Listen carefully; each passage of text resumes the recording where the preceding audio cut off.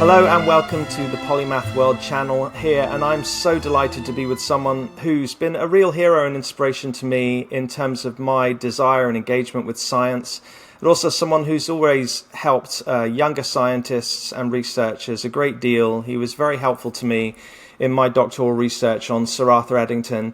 I'm so delighted and honoured to be joined here by Lord Martin Rees. Lord Rees, thank you so much for taking time out to speak to me today. Yes. Well, thank you very much for being in touch again. I much look forward to our conversation. Yes.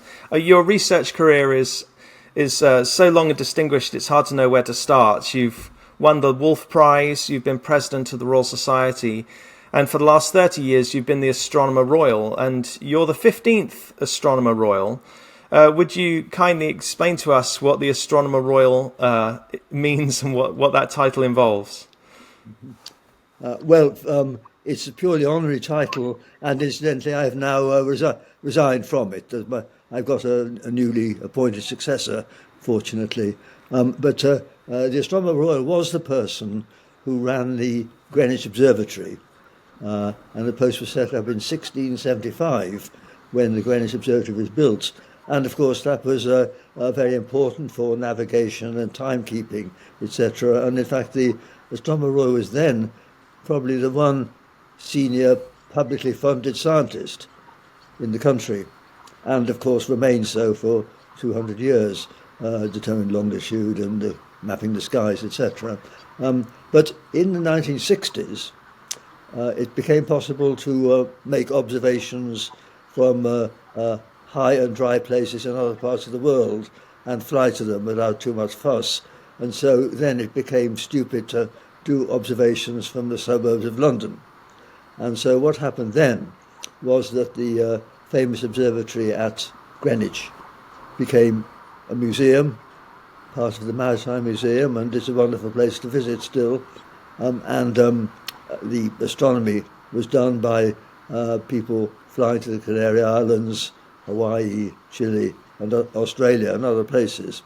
But they kept the title as a sort of honorary title, given to a senior person working in the subject in the university, and I held it in that way, and so there were no particular obligations except to bang the drum a bit for astronomy, and that's what I tried to do. Well, it's quite a long honorary line. Sir Frank Dyson was the Astronomer Royal, Halley was Astronomer Royal, obviously Eddington headed up the Greenwich Observatory. Is part of that role just advocating for science and doing science communication at royal and parliamentary levels? Well, that's part of it, but I would say that I have done a lot of advocacy, but in other roles. I mean, I've been a director of an institute in Cambridge. I became a member of the House of Lords, and I was for a time president of the Royal Society. And those are all contexts where one has to actually look beyond astronomy and bang the drum for science generally. And so I've tried to do that through my career, especially in later years. Yes. I'd love to talk about your research here for a little bit, but it's hard to know where to start because you've written more than 500 research papers. I've never met a scientist with that level of output. That is quite a lot of writing. But let's get into what I sort of see as glory days of astrophysics that you were right at the heart at with this wonderful generation that we owe a lot to, including Fred Hoyle, Stephen Hawking, and yourself. In the 1960s and 70s, it's very explosive for astrophysics. Could you tell us a little bit about what that was like?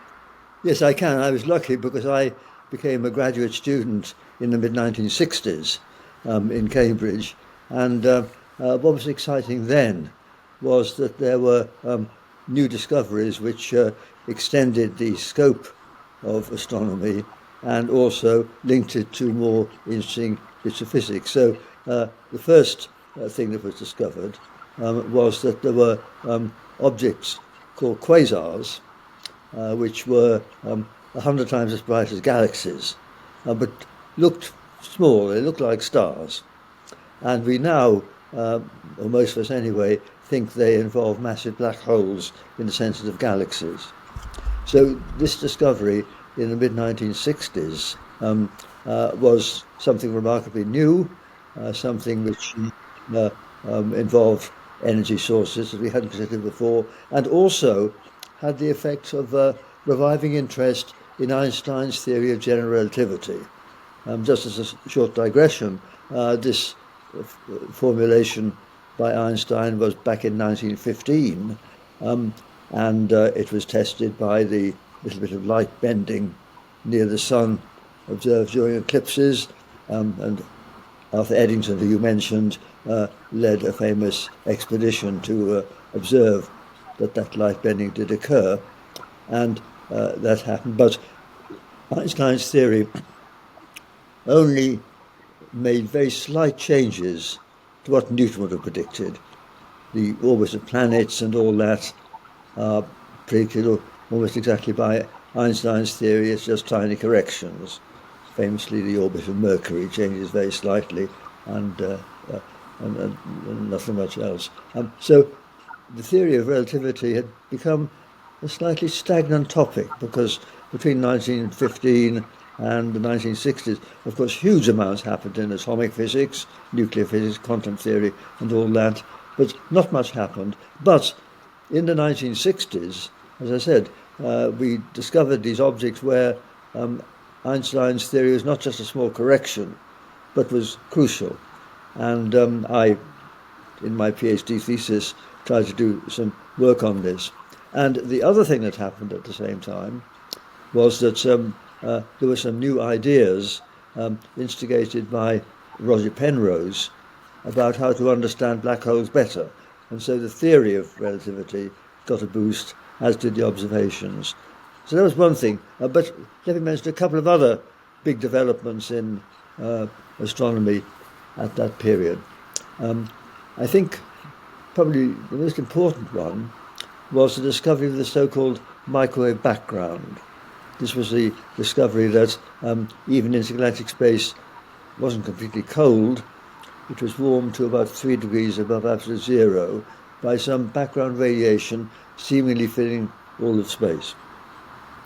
And this was detected just serendipitously, just accidentally, by 2 radio engineers trying to reduce the background in an instrument they were using to observe artificial satellites. But this became recognized as hugely important because it was, to put it slightly poetically, the afterglow of creation. It was the relic of the universe's hot, dense beginning, when everything was hot and dense and compressed, and it expanded and cooled, but this radiation, though cooled and diluted, is still around. It feels the universe has nowhere else to go. And so this was a discovery in the 1960s. Most people quickly accepted that it had this marvelous explanation.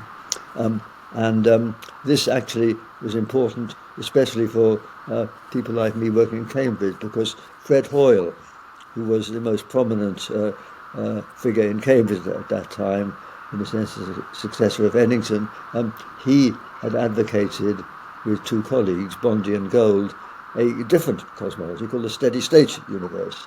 This was the idea that the universe had been the same from everlasting to everlasting, and although they knew it was expanding, the idea was that new galaxies formed in the gaps, as it were, as the old ones moved apart.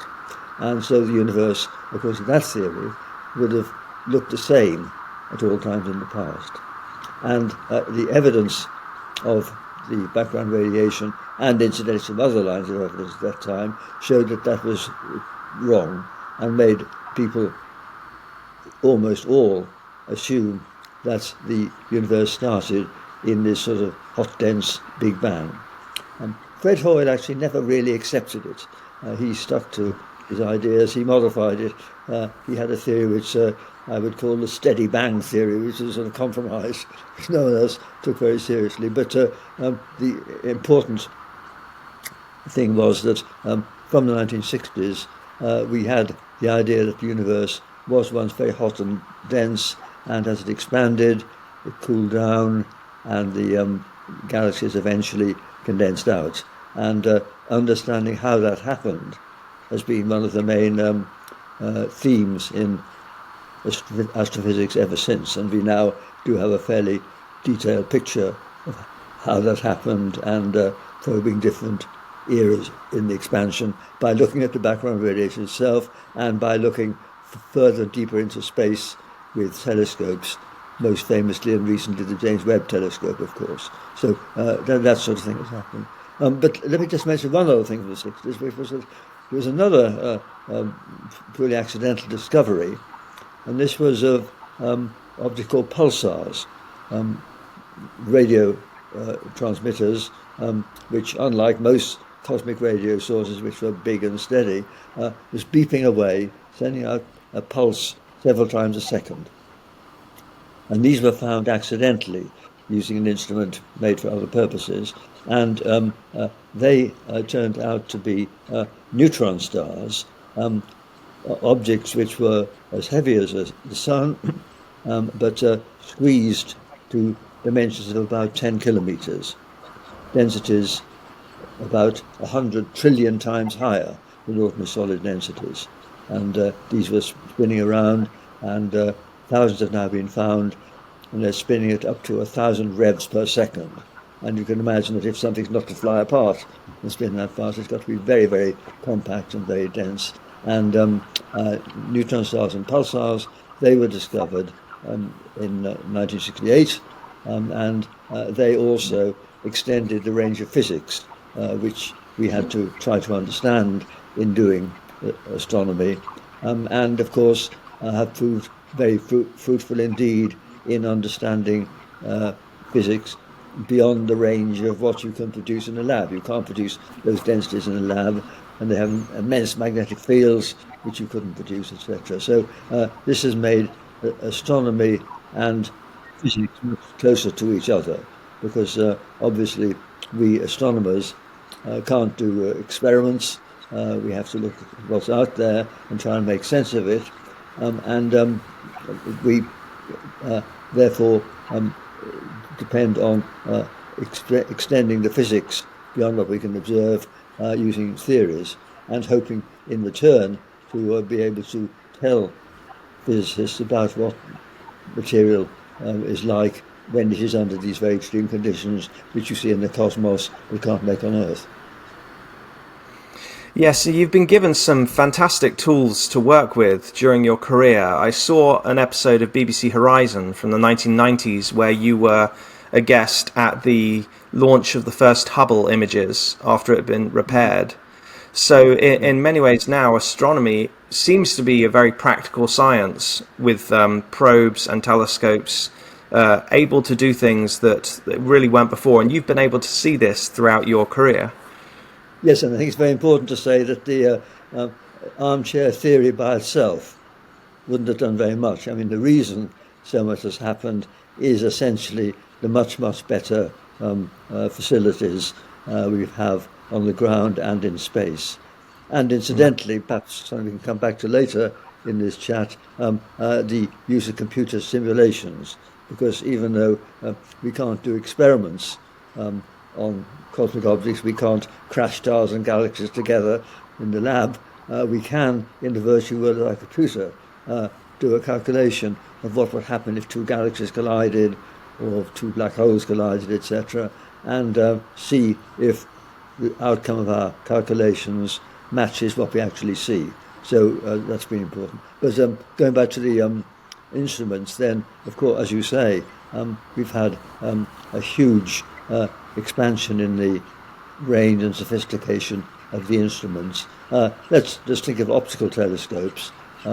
We've had the Hubble, as you mentioned, in space, above the blurring and absorption of the Earth's atmosphere, and more recently, just launched 3 years ago, the James Webb Telescope, which has a 6.5 meter diameter mirror, which has been able to observe invisible light and, incidentally, in the near infrared, which you can't see from the ground because the atmosphere absorbs it. And this has been very important for studying galaxies very, very far away. And so that's in space. But on the ground, there have been spectacular developments in telescopes. There are quite a lot of 8-meter class telescopes. When I started, Palomar, the 200-inch, that was the biggest optical telescope. But now in Hawaii and Chile, there are telescopes with 8-meter diameters, and the best optical telescopes are run by a European consortium, the European Southern Observatory, which has and has had for the last 15 years an array of 4 8-meter telescopes in Chile. But more important still, there's a big telescope under construction, again in Chile, which is unimaginatively called the ELT, the Extremely Large Telescope. And this instrument has a mirror which is 39 meters across. Just think how big that is. Gosh. And, it's not one big sheet of glass, of course. It's a mosaic of 800 bits of glass meshed together. But this will gather about at least 20 times as much light as the James Webb. But of course, it's got the disadvantage of being on the ground. But that's going to be helpful in understanding these very distant galaxies and getting more data. And incidentally, again, to digress, there's another very important whole field of science which has really grown up in the last 20 or 25 years, and that is exoplanets, finding planets around other stars. We now know that just as the Sun is orbited by the Earth and the other familiar planets, so most of the stars in the sky are also orbited by a retinue of planets. They're not in detail the same as the ones that we're familiar with, but they can be detected. They're very hard to detect because the planet is up to 1 million times fainter than the star it's orbiting if you look at it from a great distance, and so it's been very hard to detect them. But now several thousand have been detected, and we know most stars have them, and this of course has opened up an entirely new field, and of course it's brought us in contact with geophysicists who understand the structure of planets, and also even a biologist, because the first question everyone asks is there life on these planets? The answer is we don't know at all, and indeed we don't know how life began on the Earth. We understand Darwinian evolution from the first metabolizing, reproducing organisms 3.5 billion years ago, but we don't know how they formed from just organic chemicals. We don't know, but there's a new motive to understand this, because we'd like to know, was that a rare fluke on the Earth, or is it something we would expect to have happened on many of these planets, probably rather like the Earth, orbiting other stars rather like the Sun? And so that's a very exciting new subject, which is very cross-disciplinary. It certainly is, and with all the optimism with which we've been speaking recently, I mean, only 10 years ago we heard the first recording of gravitational waves. You have seen the first photos of black holes. It doesn't seem like that far away that we could be detecting signs of life elsewhere. This seems like a very exciting, optimistic time again. Yes, it is. I mean, I think the signs of life is going to be hard. There have been some tentative claims from taking the spectrum of a planet orbiting a star that the planet's atmosphere may contain some quite complicated molecules. There was a claim recently that there's a molecule which is the same one that gives the sea its smell on the Earth. Was present in the atmosphere of an exoplanet, and this may have had an organic origin, but that's a rather uncertain argument at the moment. But I think you're right in saying that we will have some evidence about what the surface of these planets are like And to give an analogy, suppose that there were some aliens, say 100 light years away, looking at our solar system. What would they be able to discern about the Earth? They would find the sun looking like an ordinary star, and the Earth would be, in Carl Sagan's nice phrase, a pale blue dot, very close in the sky to its star, our sun, but up to 1,000,000 times fainter, but very hard to detect.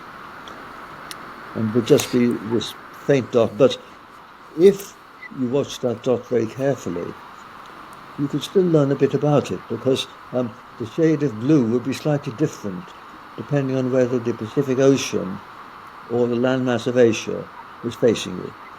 So you could infer that there were continents and oceans, and you could infer the length of the day, and if you could take the spectrum, you could perhaps infer something about the atmosphere, and even that there was lots of vegetation on it. And that's the kind of inferences that we may, within the next 10 or 20 years, be able to draw about Earth-like planets around other stars. And of course, we should expect surprises, because if there is other life, then there are two big questions. One is, would it have the same chemical basis, like the DNA and RNA and double helix and all that, of life on Earth, or could it be a quite different form of life? Does it even need water? That's not completely obvious. We don't know. But the second question, of course, which is what interests the widest public, is could the alien life from simple beginnings have evolved into a marvelous biosphere, as has happened on the Earth, ending up with creatures with intelligence and self-awareness and all that. Again, we don't know. It'll be a long time perhaps before we know that, but there are attempts to keep one's eyes open in case there's anything that looks manifestly artificial out there. And so we may be very lucky and find evidence for some intelligence that's not human out there, which would, of course, be absolutely fascinating. But one can't assess the probability of that, because even if simple life were common, we don't know how likely it is that it evolves in the way it did on Earth. It might have got stuck and just had a planet covered in insects or something like that. We just don't know. Yes. I want to ask you here, just because we've touched on it a little, about scientific revolution and optimism for where astronomy could be going. Because there's this wonderful photo in the Institute of Astronomy of yourself, a younger Martin Rees with a younger Stephen Hawking, and sort of a very special class photo in the Institute of Astronomy. And it's right next to this wonderful bust of Chandrasekhar, who you got to work alongside as well. And on the sort of 1960s and 70s, it wasn't just these wonderful breakthroughs in astronomy that you've spoken about. It was the knock-on effect of how physics affected biology, and molecular biology was born. And also you had the space race happening. Yes. It seems like this period of optimism. Yes. Now yes. we're in a period where you've mentioned computer models as well as the new tools. Mm-hmm. Do you think astronomy is hitting a new revolutionary status? Well, I think it is. I think there's a huge scope to put more telescopes out there, to send intelligent robots to Mars, to actually not just trundle around the surface as existing ones, Curiosity and Perseverance, and the Chinese counterparts are already doing. I can imagine that we will have intelligent robots crawling around on Mars, and also I think we will learn more about exoplanets, etc. But thinking of the link with physics, then as we've said, in the 1960s, we realized that the universe contained places of exotic physics in neutron stars, and of course in the very early instance after the Big Bang, when everything was very hot and very dense. And so to make progress, we need to extend physics. And that includes understanding relativity better, which is what Penrose and Hawking and those people did in the 1960s, and studying Einstein's theory better by detailed modeling of black holes, and, as you say, the entirely new technique of gravitational wave detection. It's been realized for a long time that if two black holes are colliding or orbiting around each other closely, they will emit sort of ripples in space itself, which are very, very hard to detect. And in 2015, the first detection was made of gravitational waves from two black holes colliding, as we now think, by an amazing piece of technology. The detectors of gravitational waves involve having two mirrors 4 kilometers apart and reflecting light backwards and forwards to detect the tiny vibration that happens if a gravitational wave goes past. And it's a tiny, tiny effect. And so the precision which they are achieving is equivalent to detecting a motion by the thickness of a hair at the distance of Alpha Centauri, 1 part in 10 to the power 20. And so it's quite amazing. It's been possible to do this. A tiny fraction of a fringe in an interferometer, to be slightly technical. So that's an example of the excitement and the new physics which is required to make the instruments. And then, of course, we're learning things we can't possibly learn without those instruments. So I think we've got to realize that in any science, it's an unending quest, because as you advance the subject, then you may settle some issues that were puzzles, but on the other hand, you bring into focus new mysteries that you couldn't even have formulated or envisaged before. So if I think back over my career, when we started off in the 1960s, we didn't know if there was a Big Bang at all, whereas in the next 10 or 20 years we came to understand quite a lot about it, but we're learning more now. And of course, what we would like to do is to understand the very beginning, when the conditions were even more extreme than in a neutron star, extreme densities and things. And this confronts us with the biggest challenge in physics, which is a so-called unified theory to link the theory of gravity with the theories of the microworld, electricity, magnetism, and nuclear forces. And of course, normally they don't overlap, because on the scale of individual atoms, gravity is weak, that you don't have to worry about the effects of the gravity between an electron and a proton. It's weaker by nearly 40 powers of 10 than electric forces. But of course, the difference is that on any macroscopic scale, positive and negative charges cancel out fairly precisely. There are as many electrons as protons, roughly speaking. But of course, everything has the same, as it were, gravitational charge, so it powers up. And so when you make something big enough, then gravity is going to win and be important. And that happens when you get things as big as planets or stars.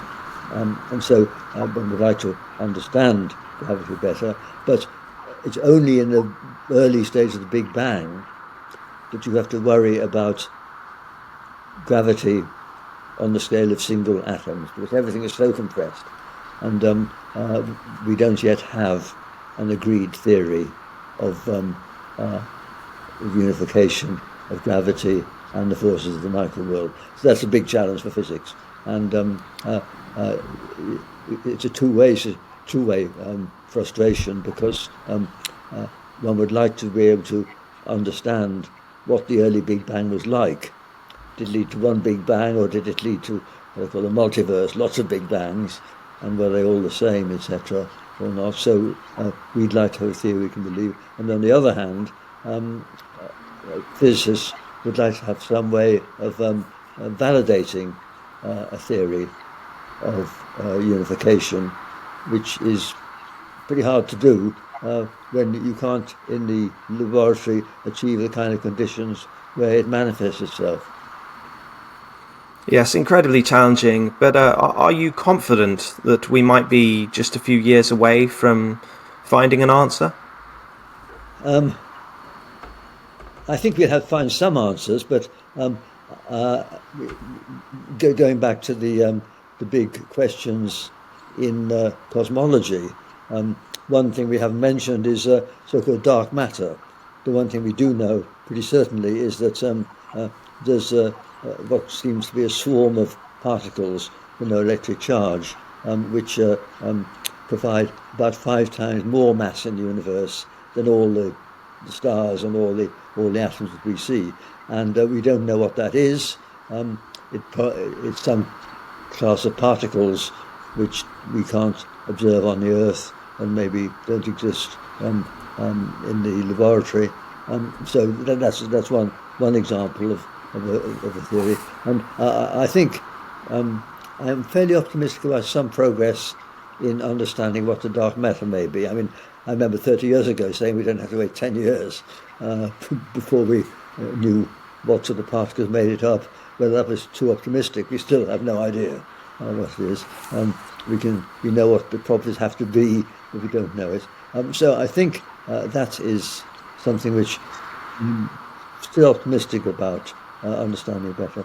But there's a new mystery, which we became aware of about 25 years ago, and this is connected with the surprising discovery then that the expanding universe is accelerating in its expansion.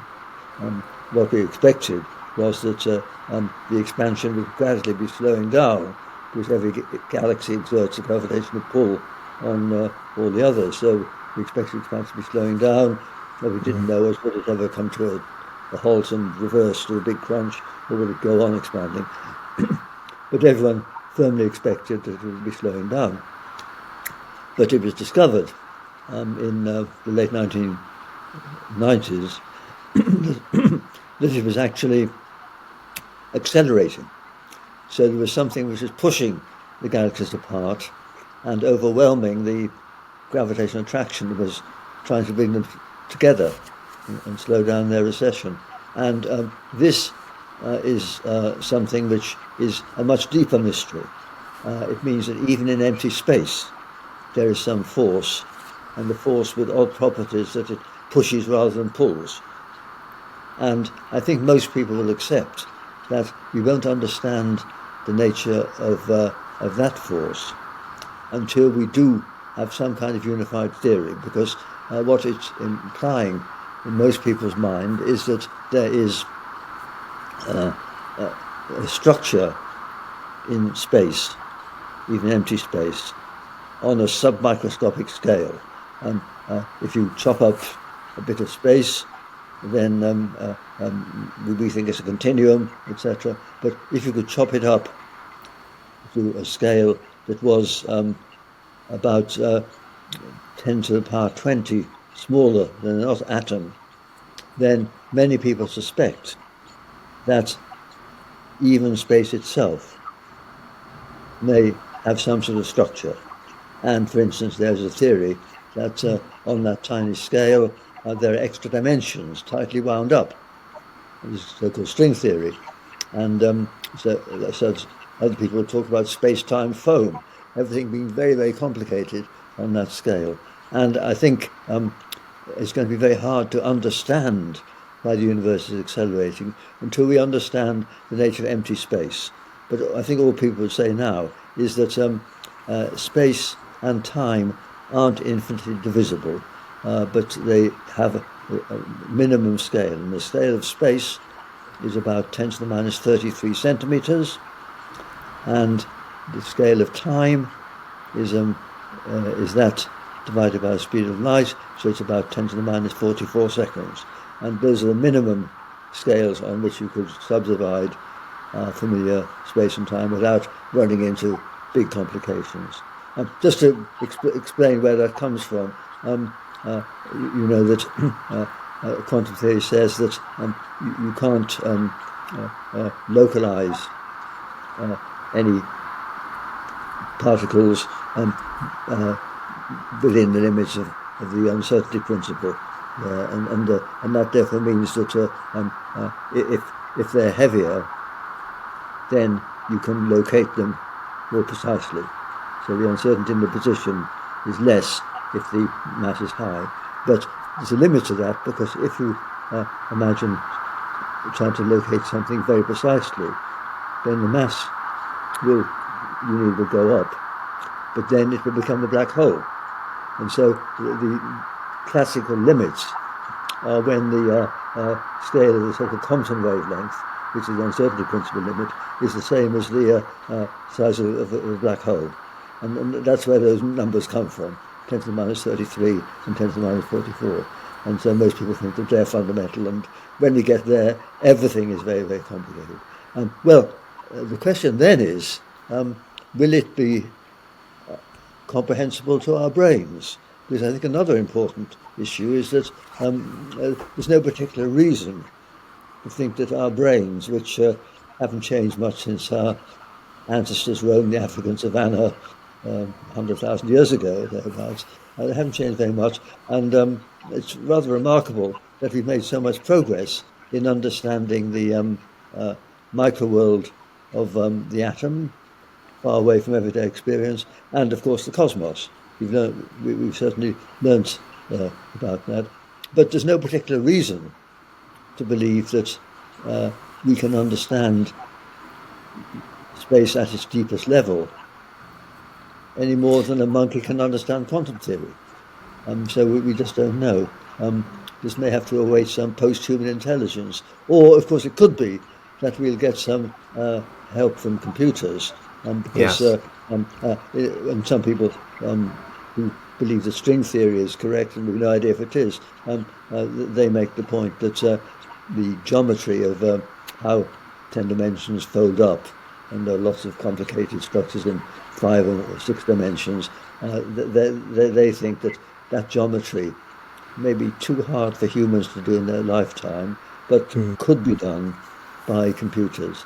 And of course, the exciting prospect would then be that you could feed in some specific theory of 10 dimensions, string theory, and then let the computer churn away and see if, for any initial assumptions, you can end up with a 3-dimensional world where there's gravity, there's electron and forces, where you get the microworld to come out from a theory of starting off with this elaborate thing in 10 dimensions.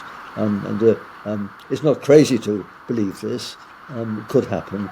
And of course it would be interesting, because most theories in physics, once they have been formulated and developed, you can understand them. The great physicist John Wheeler said, when you have a correct theory and it works out, you think, aha, it looks so simple, why didn't I think of that before? And that's true of many ideas in physics, but it would never be true of this 10-dimensional thing. You'd never be able to understand how it got from 10 dimensions down to that. But that's just saying that we may get a deeper understanding, and the range of questions which I'm interested in cosmology, like could there be other big bangs spawned along with ours, as it were, and if there were, would they end up governed by the same physical laws, or could they end up with a different strength of gravity, or different kinds of particles in them, etc. And then you have the amusing counterfactual scenarios about what range of parameters would allow life to form or complexity to form, etc. And is there any kind of sort of special fine-tuning to get the emergence of the immense complexity on our Earth out of basic laws of physics? Yes, that's huge. Yeah, there are so many questions I'd love to ask you about what you've just said, but I want to make sure we have time to address your writings on the future. Yes. Just before that, you're very well known also for your research on high energy astrophysics, on cosmology, on galaxy formation. Would you just make your pitch for a second as to why young students who are listening should study astrophysics? Why is it wonderful to study? Well, I think as we've discussed, it is advancing fast. There are things being studied now that couldn't have been conceived 20 years ago. The whole subject of exoplanets and the things being discovered by the James Webb Telescope, etc. So it's developing fast, and I would say it's an attractive field because you can do it in a fairly solitary way. You can do it in a big team. You can use instruments. You can use computers, and I think the other plus, and this relates a bit to our conversation today, is that there is wide public interest, and I think I would get less satisfaction in my work if I felt I could only talk about it to a few fellow specialists. I mean, obviously, some details only concern them, but I think the wider public is interested in the big picture and was the beginning and is the life out there and all that. And I think we are lucky in being able to interest a wide public in what we're doing, and also to be doing a subject which I think has a positive and non-threatening public image. I mean, I think I would say that astronomy, Yes. ecology, for instance, have a positive image, whereas if you work in, say, genetics or nuclear physics, then the public is going to be slightly ambivalent because they know that the things you develop could be used for dangerous or unethical goals. And so there's a slight ambivalence there. Whereas I think in astronomy and ecologist understanding of the natural world, there's not that ambivalence. And so I think they're the subjects where the public is positive and encouraging, and it's a plus that we can do that. And so that's why I think it's a good subject. And I would contrast it with particle physics, which was, of course, the most important part of physics in the from the 1930s to the 1970s, where they went from not really understanding anything about the nuclear world to having a so-called standard model, which incorporated most of the physics on that scale, and that's exciting. But the number of new discoveries in the last 20 or 30 years has been sort of 0 or 1.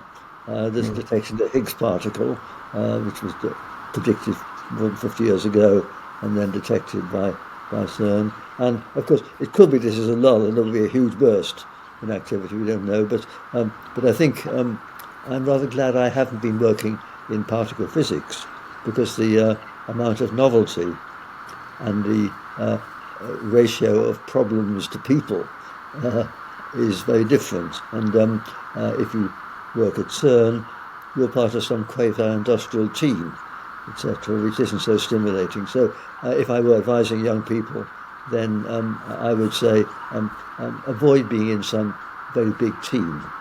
Be in a field where you have collaborators to talk to, do some joint work in a small group.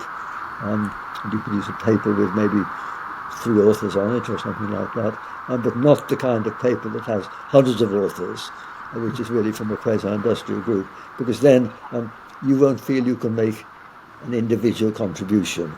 You make a contribution, and as it were, your line manager will know what it's about and how it fits in the big picture. But I would say it's far less satisfying to have a career in that field than in a field like astronomy. And of course, areas of biology and are just the same.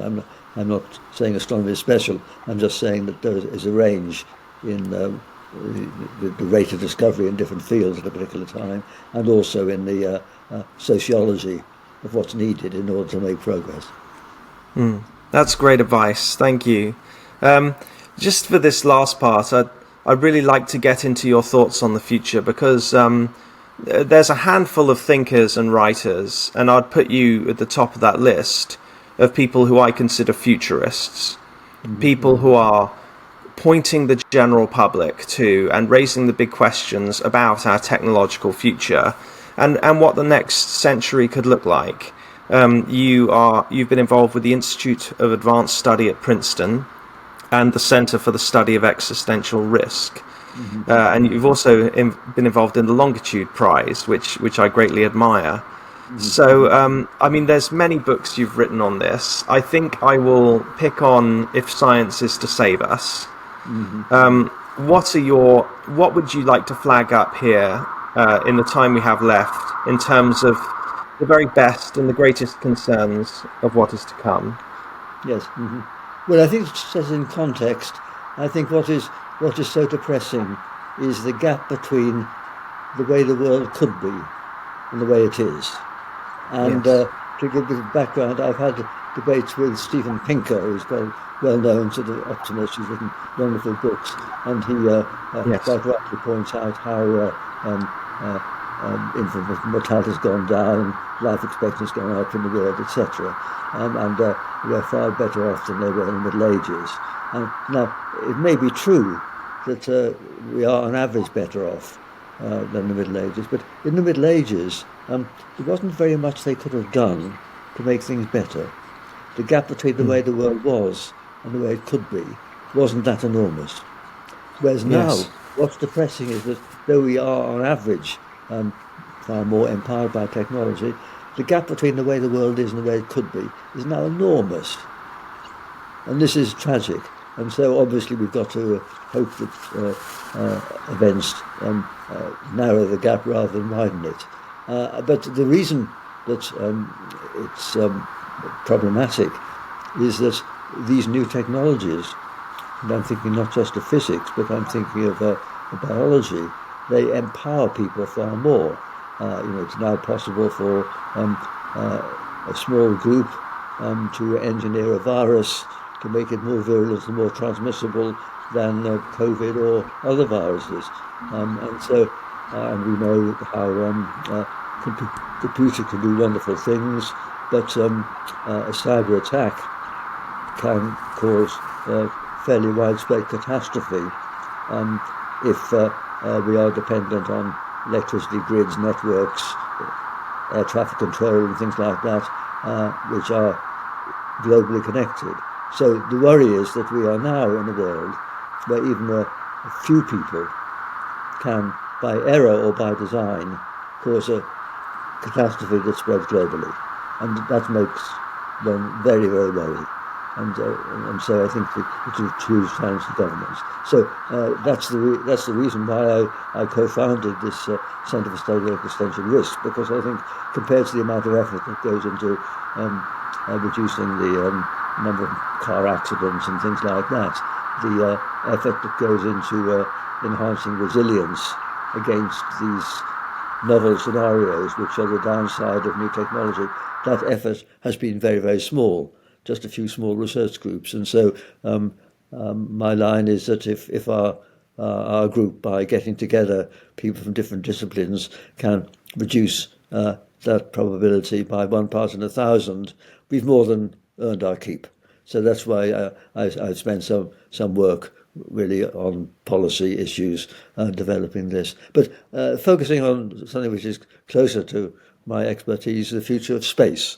This is an interesting question where there is a lot of debate about what we can use space for. I mean, obviously, we know that apart from space being a good place to put telescopes, we know about that, it's been crucial for weather forecasting, for GPS position finding, and things of that kind, and communication.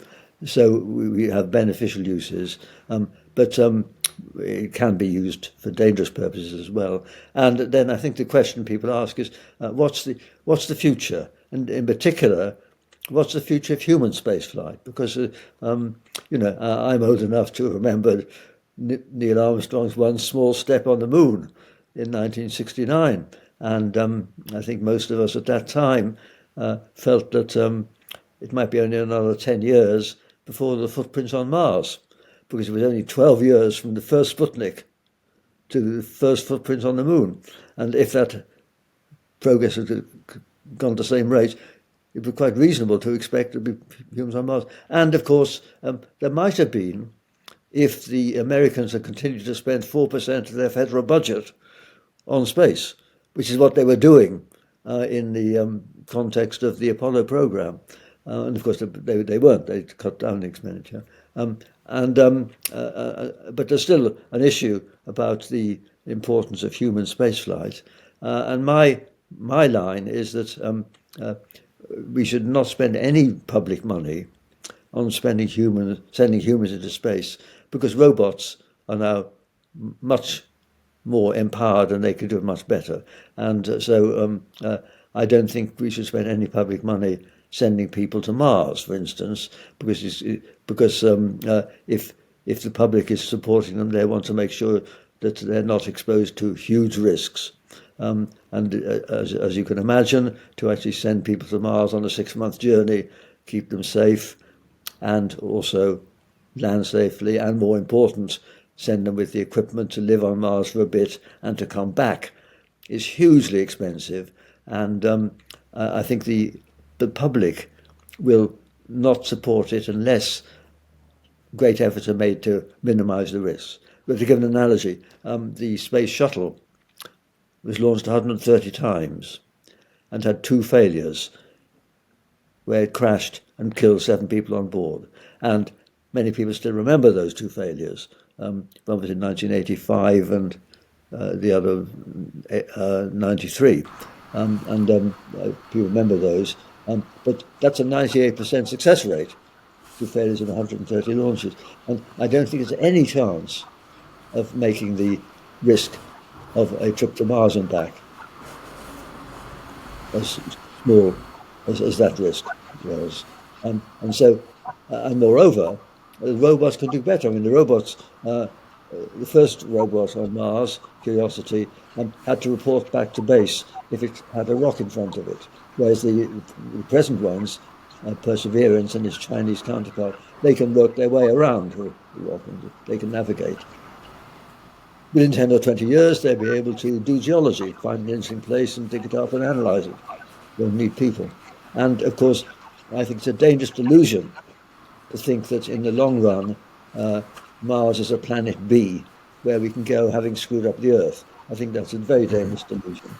So my line is that we must develop space exploration and perhaps put some dirty industries in space, maybe even get some energy from space and things like that. And robots can assemble big structures, solar energy collectors and things like that in space. But human spaceflight should be treated as an expensive, dangerous sport. And if the billionaires want to spend money on it or get sponsorship for it, and people willing, as there certainly would be, to take a trip to Mars when they might never come back, then good luck to them. We cheer them on as heroes. But I think that they would do that at their own risk and at the expense of sponsors or billionaires. So that's my take on the future of space. That there's no great future except as an adventure for sending humans into space. But the possibility is that there would be a small community of these crazy people living on Mars by the end of a century. And incidentally, Elon Musk has said that he wants to die on Mars, but not on impact. And he's in his mid-50s now, so 40 years from now, good luck to him. But there could be a few crazy people living on Mars. They'd be living in a cave or under a dome. But they could be important, even cosmically important, because by the end of the century, we will have a far better knowledge of genetics and there'll be lots of techniques of human enhancement, modifying the genome and creating post-humans who are different from us. And I think we want to regulate that sort of thing on ethical grounds here on Earth. But the people on Mars are away from all the regulators, and they're massively badly adapted to living on Mars. So I think one should wish them good luck if they can modify their progeny by those techniques to generate a new generation better suited to living on Mars. Now, I think then the big question is, will the post-humans still be flesh and blood? Or have we got near the limit of the brains of flesh and blood entities so that they be electronic? If they're electronic, then they will perhaps not want to stay on Mars. They won't need an atmosphere. If they're near immortal, they wouldn't be discouraged by 1,000-year journeys, etc. So then these descendants of the human species who are mainly electronic, they would be able to go out and populate the rest of the galaxy.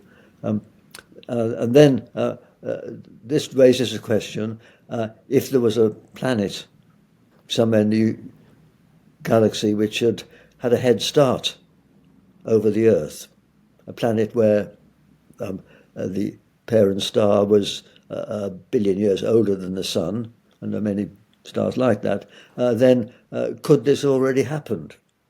And the counter-argument would be the so-called Fermi paradox. People would say that why haven't they come and eaten us, etc., if there are aliens out there? Well, I mean, that's a compelling argument if you think of the aliens as being humanoids with eyes on stalks, etc., rather like us. And we know they haven't been to see us. But I think there's a way around that, because if this scenario I just mentioned, where you have electronic entities and not humanoid entities, then we can get around that, because first of all, Darwinian evolution will no longer be relevant. We have evolved by Darwinian evolution, of course, over 3.5 billion years from the first protozoa. But the evolution of these electronic entities will be quite different. It will be what I like to call secular intelligent design, the machines designing better machines, and etc. And that is different from Darwinism, because Darwinism favours competition and aggression and would lead to expansionism naturally. And when people talk about the aliens invading us, they assume that they're expansionist, etc. Whereas if they're electronic, they might be thinking deep thoughts and just sitting out there. They may know all about us, but they may, in some sense, be observing us even now, but they wouldn't want to come and eat us or disturb us. So I think we can't rule out there being an immense amount of intelligence out there in forms we can't even conceive, possibly inorganic in various ways. And so that's my scenario for the far future. Because one distinctive point which perhaps astronomers realise more than most other scientists is that the time lying ahead is longer than the time that's elapsed up till now. Most people, even if they're happy with Darwinism, they think that we're the culmination of evolution, the top of the tree of life, as it were. But no astronomer can believe that, because we all know that the Earth is less than halfway through its life. It'll be 6 billion years before the Sun dies, and the universe may go on for much longer. And so we are an intermediate stage, but a rather crucial stage in the emergence of complexity and intelligence in the universe. And we've no idea what will happen in the far future. What happens in this century is especially crucial for whether it snuffs out some potentialities, but so much more can happen and may indeed have happened already elsewhere in the universe. So we have a view that the future is far longer than the past and could even be infinite. And so that's a perspective which is comforting in a way. As much of what you've said is detailed in your book, The End of Astronauts. And That's rather yeah, negative about sending humans, and I'm writing two more books at the moment. um, a little book coming out this September, which is actually rather different, and but may interest some what people think about science. It's written with a friend of mine called Alan Lightman, who's not an astrophysicist, and it's called The Shape of Wonder, and it's about what it's like to be a scientist, and it gives sort of magazine type profiles of scientists, some well known, some not well known at all, and what they are, what they are, their lives are like, and what they're doing, to give people a feeling for the variety of careers you can have in science. And so that's coming out in September, and I'm making rather slow progress on another one, which will be about the kind of things we've been talking about, what's happened in the last 60 years, when I've been at least a spectator of what's been going on, and what does that imply for the future. yes, you've had a front row seat for such an amazing period in science, and I've been very lucky, and in fact, in this book I'm writing now, we'll talk about the people I've worked with, so Penrose and Hawking and Fred Hoyle, etc. But also in my later career, I've had the chance to get to know people in other fields of science. Um, I got to know Watson and Crick and Sidney Brenner and the early pioneers there, but wow. I know people now doing genetics, and Demis Hassabis of DeepMind and people like that. So I'll be able to make the book more interesting by putting in mini bios of people I've met in the new book. So that's my aim. Well, that sounds terrific. I can't wait for that. And there are so many things more I'd love to ask you, but I'm very conscious I've had over an hour of your time already. If people want to know more about you and your books, where's the best place to go? Well, I'm not very good online actually. So for my books, I guess they're on Amazon, but and they are all accessible. I mean, the books are all intended for general readers rather than specialists. So there's the book you mentioned, If Science is to Save Us. There's the book The End of Astronauts, which is rather specialised on spaceflight. And there's a book called On the Future, Prospects for Humanity, which is out in paperback. And there's some older books, of course.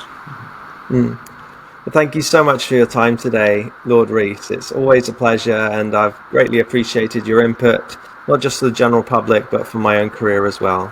So thank you so much for your time Well, today. thank you very much for the chat. Thank you. Thank you so much for watching. Don't forget to like and subscribe. Stay tuned for more amazing conversations with incredible researchers who are changing the world we live in and driving humanity forward. Feel free to check out my Instagram at polymath_Sam, or go to my website at www.sam-mckee.co.uk.